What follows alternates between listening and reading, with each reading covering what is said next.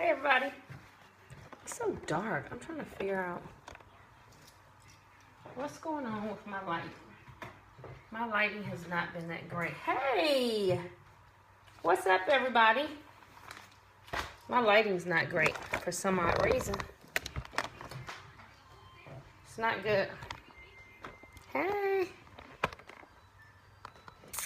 Alright y'all, so I don't know how y'all gonna see this because everything's just not working super great. How about that? What's up? Alright y'all, I am about to cook dinner. So, mommy duty calls because my daughter's hungry. So what I'm going to do today, this is actually out of the Southern Living. That's good, yes. Southern Living. This is an issue from, I want to say Thanksgiving. But this is a Southwest pork stew. It actually looks pretty good, but my lighting is just horrible for some reason. And so I'm not going to do pork. I'm actually going to do chicken. So I have my chicken, you all. Yes. So I have chicken thighs. So I'm going to actually just take the chicken thighs, you all. I'm going to go ahead and prepare the chicken ahead of time. Because when I tell you this is a very, very quick meal, it is a super quick meal. So all I'm going to do is take this chicken and I'm just going to kind of slice it in little strips. Alright? This is like super, super easy. So I hope you all have had a good day. I know some of you all have been at work today. Some of you all been chilling like me. I have to go to work tomorrow. I'm going to have 2 very, very long days. Well, 3 long days. I'm starting tomorrow. Hey, is that vision minded? I can't see from that far. But listen, I was actually on here earlier and I was doing my nails and they're actually really pretty. They're blue. Eclectic blue. But I was on here earlier and I was actually talking about, you know, there's a saying, amazing, yes. There's a saying that it says that you're a jack of all trades but a master of none. And I was actually talking about that today, and then my phone actually went dead. So therefore, I really didn't get to finish talking about what it was that I was talking about. And then we got on all kinds of subjects today. This guy named Jewel, I think his name was Jewel, was on there. He was taking me way off my subject today. But we were talking about it. And then I was listening to Miles Monroe. And it's one thing that Miles Monroe says that I really, really I like and what I stick with. And he says that, you know, he said we really need to die empty. He said because God has given all of us gifts, which we know that from the Word of God. It tells us that. It talks about the Holy Spirit has given each of us gifts, you know, as He wills. And so a lot of us are dying with a lot of gifts still in us and not never ever reaching our full potential. And so today when I was talking about, you know, I have a lot of gifts and I have a lot of talents. And I know that a lot of you all do have a lot of gifts and you have a lot of talents. But the thing is that it's okay to have a lot of gifts and a lot of talents, but you need to master something. You need to be phenomenal at something. You need to be great at something because God has put a gift in you, like I was talking about today, that's actually, whatever your gift is, if it's a gift from the Lord, then it should solve problems. And so we definitely need to make sure that we are focusing on the gift that God really wants us to flow in. Because there's somebody out there that's waiting on you to use your gift. There's somebody out there that's actually depending on your gift. And as I said, the gifts that God gives us, they always solve problems. So therefore, that means that there's a problem out there that your gift is going to solve. And until you start working and operating in your gift as you're supposed to, there's going to be an unsolved problem. And Miles Monroe says that they need to put you on. I could be on the Food Network too. See, that's what I'm saying. I have a lot of gifts, but I need to master what it is that I need to master. Preacher cook. That is funny. But that's really funny. But Miles Monroe said one of the wealthy, he said he still believes that one of the wealthiest places on earth is the grave. And he said that he believes that because of the simple fact you have so many people that die with books in them. You have so many people that die with, businesses in them. You have so many people that die with, all different types of products. You have a lot of people that die with so many different types of things on the inside of them that they never actually reached their potential while they was alive. So they actually died with it. And the thing is that, oh, help. Yes, for real. And the thing is that we all have these gifts. But the thing is that you really don't start living life until you have discovered your gift. Once you have discovered your gift, then that's when you discover you, because your gift is really who you are. It's what you do. It's the passion that you have. It's that drive that you have. It's that hunger that you have to do what God has called for you to do. And once you're doing, how you have a lot of people and they say, I'm just not fulfilled. They say, I just really don't feel like, that I'm doing what I'm called to do. It's because they have not found they have not discovered what their gift is. And because they haven't discovered what their gift is, they really have not discovered who they are. And so until they discover who they are and what their gift is, then they really can't live the life of purpose that God has designed them to live. And so that's why it's so important to be in the presence of people and to pray and ask God to put you in the presence of people that can push you and that can pull you, that can really, and I'm not talking about pumping and priming as we talk about in church.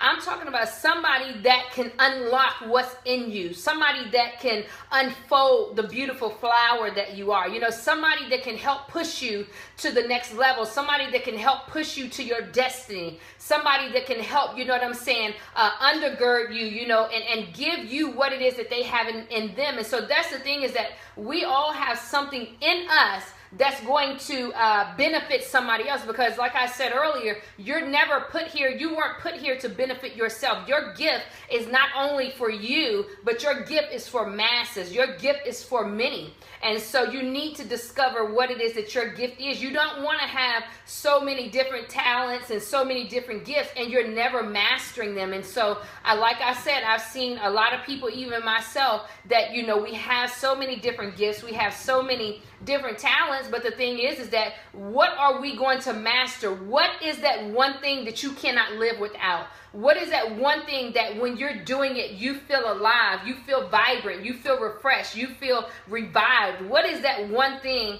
that causes you to, be excited and to want to go forth and to want to continually do what it is that you're doing? And so we have to tap into that, and we really have to pray, and we really have to seek God on that level to say, okay, Lord, I know that my desire is to please you. I know that my desire is to serve you, but I need to serve, in my gift. I need to know where it is that you've called for me to be.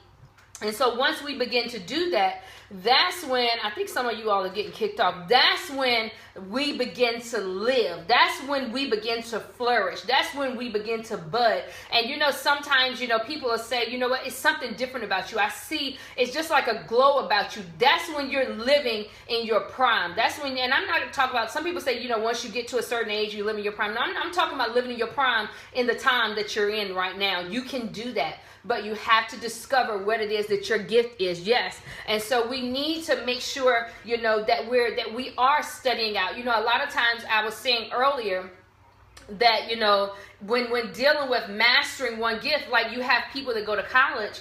And when people go to college, they will major in one thing and then they'll minor in 2 or 3 things. Well, the funny thing is majority of the times what they major in, a lot of times, they end up not even doing that, and they end up going to the minors. But because they showed that their most attention and they were mastering that, their real gift was in the minor. So therefore, when they had to, when their real gift was in the minor, they actually had to go back to school and really dig into the minor in order to understand what it was that they needed to do, because they did not put their full attention in the minor gift, but they put their full attention in what they were majoring in, even though it wasn't their gift. So they were not fulfilled. They were not able to walk in purpose in that field, because that was not the gift that God designed them to do, to master. And so we want to make sure that whatever our gift is, that's what we're putting, our full potential in. That's what we're putting our efforts in, is maximizing the gift, maximizing the talent that God gave us. And so we want to begin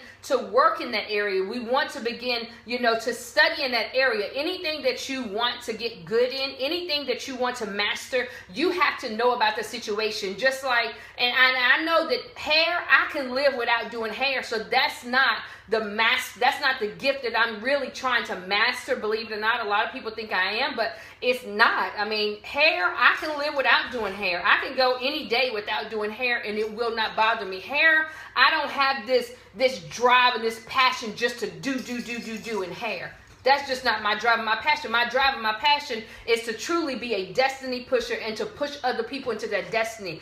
That's when I feel fulfilled. That's when I feel as though I'm walking in purpose. That's when I feel the most, fulfilled, basically, is when I'm helping other people. Just like right now, it's a few of you all on here, and I'm on here telling you this, but I'm literally pouring out. I'm serving the gift that's in me to where you can experience what it is that God has given me to push you to another level. And so anything that we want to get good at, we have to study. I was listening to, his last name is Gibson, I think. I was listening to him today, and he was talking about dream. It was like the Dream Project or something like that. And he was on there talking about it, and it just like really ignited me. You make me feel empowered. That's what I am. That's what I'm called to do. That's where I need to master is I need to master that area to where I empower people, to where I motivate people, to where I push people. You know what I'm saying? That's just really who I am. And so we have to, get to a point to where we're ready no matter what time it is, no matter where we are, we're ready to be pushed anyhow, no matter what's going on in our life. When you know that there's a gift in you and you can feel that thing growing on the inside of you, and you know that eventually you have to give birth. See, that's the thing, is that a lot of people, they just continually carry these babies forever, for lifetime, and it's like, they have full-grown destinies on the inside of them, but they never give birth. And so the thing is that I actually had a dream that basically I was pregnant. I have no clue where I was, but it was evidently I really didn't get a clear interpretation of the dream, but when I went to have the baby was not ready to come out. And so the doctor told me, like, you have how can you tell when you're birthing it? Basically you can tell because you really feel alive. Now there's some pain.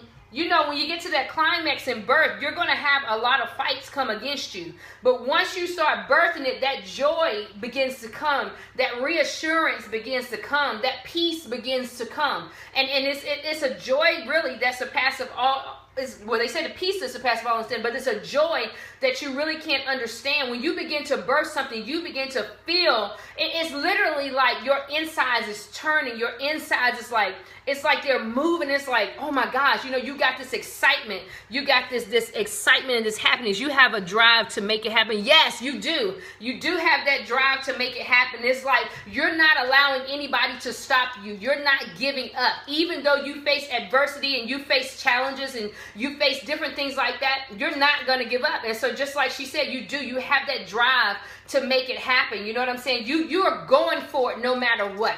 Now, of course, you're not going to go against what God says in any means, but God begins to really kind of just open you up when it is time to push and nothing stops you. Exactly. It's so true. And you really can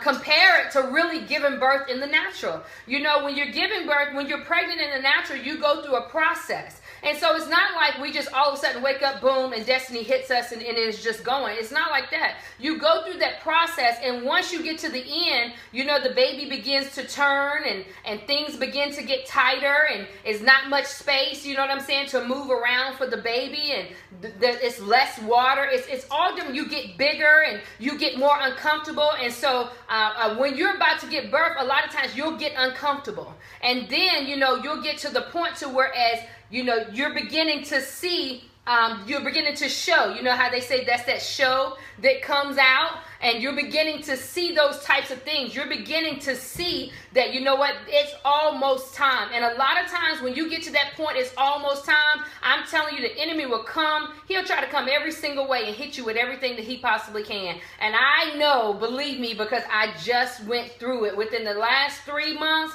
I thought that my new year was going to be fantastic. It was going to be fabulous. It was going to be wonderful. I thought my new year was going to be great. Let me tell you, my new year took a turn. It was so traumatic and so dramatic.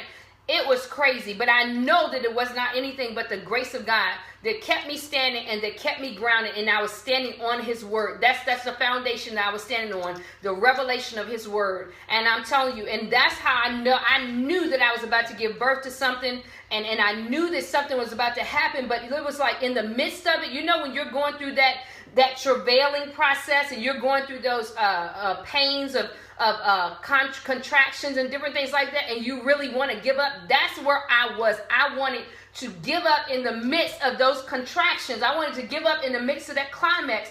But if I would have gave up in the midst of that climax, then I would have missed the birthing process of what God wanted me to go through and what God wanted me to experience. And so he did not make the enemy do these things, but he allowed those things to come. Because a lot of times what we work for, it always means more to us. And so there is some uncomfortableness, but there's a drive. This is better than your cooking. I guess so, I see, because guess what? I ain't did nothing but cut up some chicken.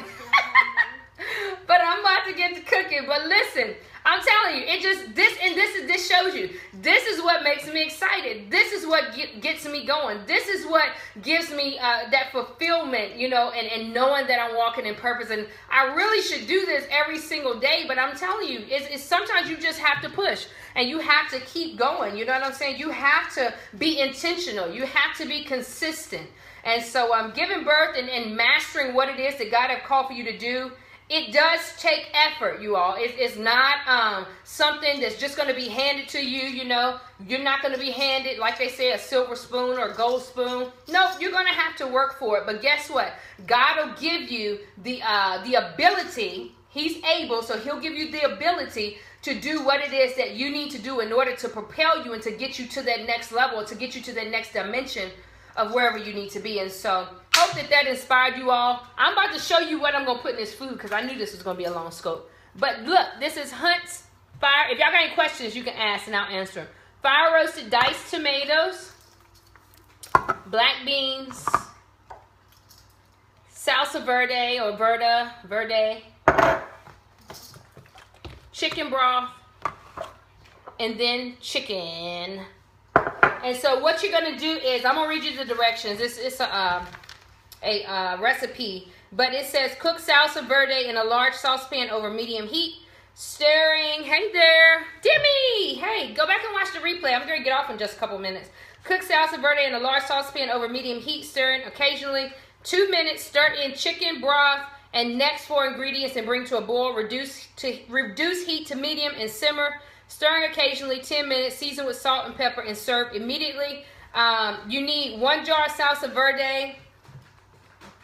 Keyman, 1 jar of salsa verde, 2 cups of reduced sodium chicken broth, 1 can of black beans, 1 can of fire roasted tomatoes, 1 pound of shredded whatever meat of your choice. This is pork, but I'm going to use chicken. And so after, you need to go ahead and cook your chicken beforehand. Go ahead and cook your chicken beforehand. And then you need a teaspoon of ground cumin. And so that's what you're going to use. But listen, I hope that word blessed you. I actually was supposed to have been cooking, but I end up cooking something else. Hey. All right, so listen, I love you all. Thanks for the love, but I'm about to roll up out of here. I might come on later, okay? Talk to y'all later. I was blessed. Amen. Amen. All right. Love y'all.